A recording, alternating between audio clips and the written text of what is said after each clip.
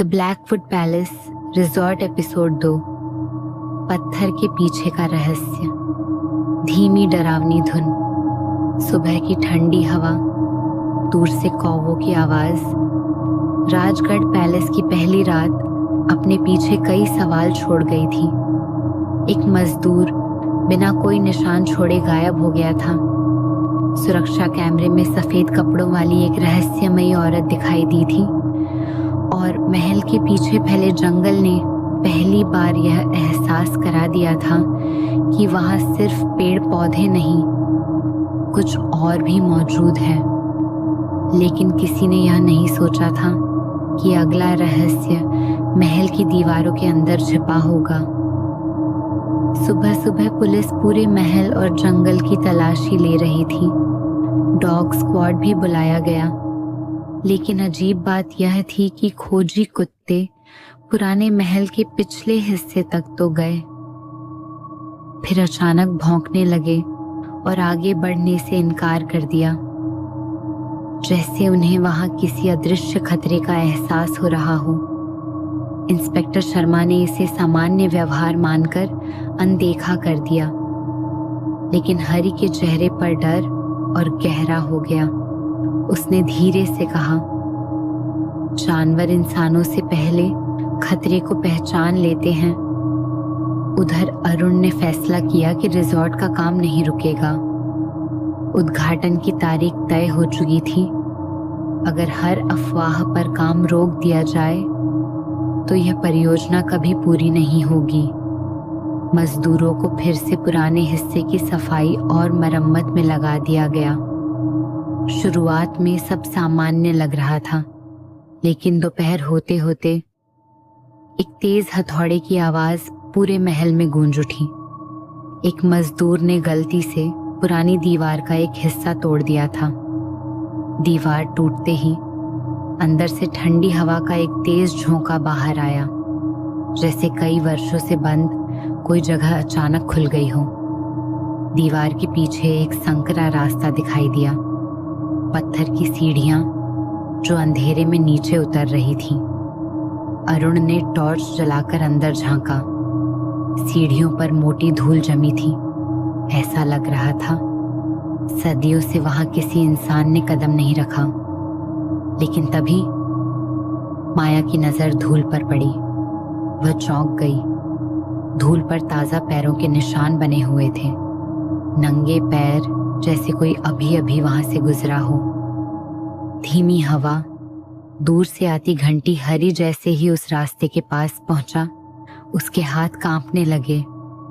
उसने बिना अंदर देखे कहा, इसे फिर से बंद कर दीजिए साहब, कुछ रास्ते खुलने के लिए नहीं होते।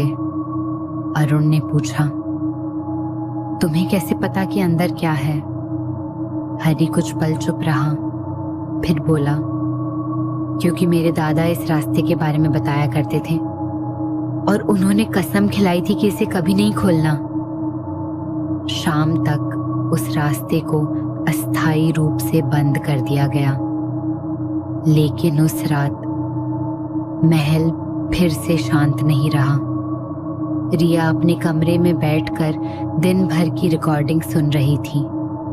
उसे उम्मीद थी कि शायद कुछ असामान्य आवाजें रिकॉर्ड हुई हों। शुरुआत में सब सामान्य था, फिर अचानक रिकॉर्डिंग में एक धीमी महिला आवाज सुनाई दी।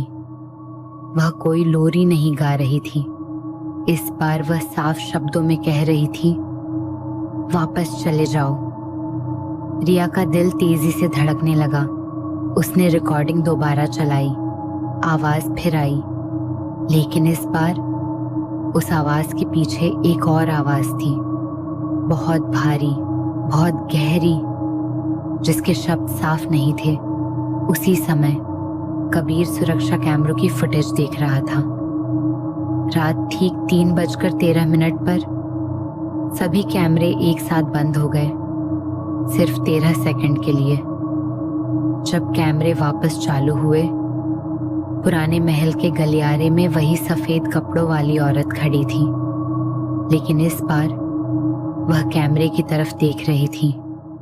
कुछ सेकंड तक फिर धीरे धीरे उसने अपना हाथ उठाया और महल के पीछे वाले हिस्से की तरफ इशारा किया। इसके बाद स्क्रीन पूरी तरह काली हो गई। अगली सुबह कबीर ने अरुण को पूरी फुटेज दिखाई। दोनों उसी जगह पहुंचे जहां कैमरे में वह औरत दिखाई दी थी। फर्श पर धूल जमी हुई थी, लेकिन वहां एक अजीब बात थी। पत्थर पर किसी ने उंगलियों से सिर्फ एक शब्द लिखा था, नीचे। अरुण ने तुरंत मजदूरों को बुलाया। पुरानी दीवार पूरी तरह हटाई गई। अब वह संकरा रास्ता साफ दिखाई दे रहा था।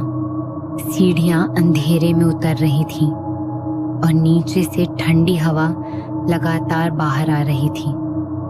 इस बार अरुण ने फैसला किया कि वह खुद नीचे जाएगा। माया, कबीर और हरी भी उसके साथ चल पड़े।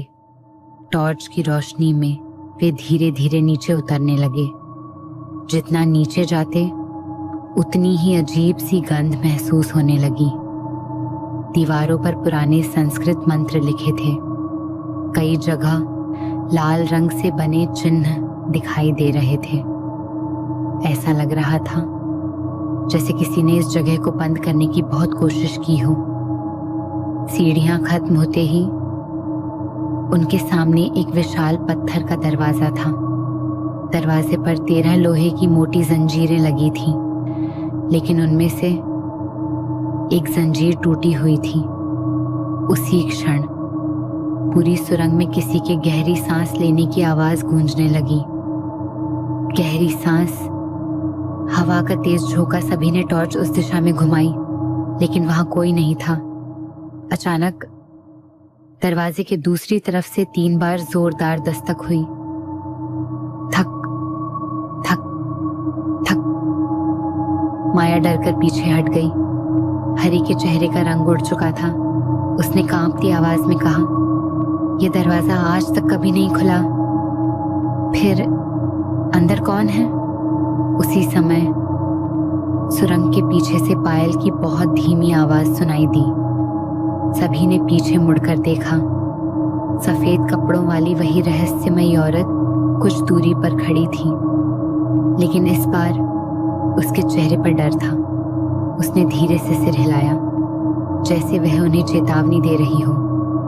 फिर उसने अपने होंठ हिलाए। आवाज किसी को सुनाई नहीं दी, लेकिन उसके होंठों से निकला एक शब्द सभी ने पढ़ लिया, भागो।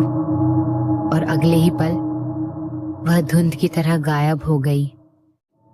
तेज हवा, दूर जंगल से आती रहस्यमयी गूंज। राजगढ़ पैलेस ने अपना पहला दरवाजा खोल दिया था, लेकिन उसके पीछे क्या कैद था, यह अभी भी एक रहस्य था।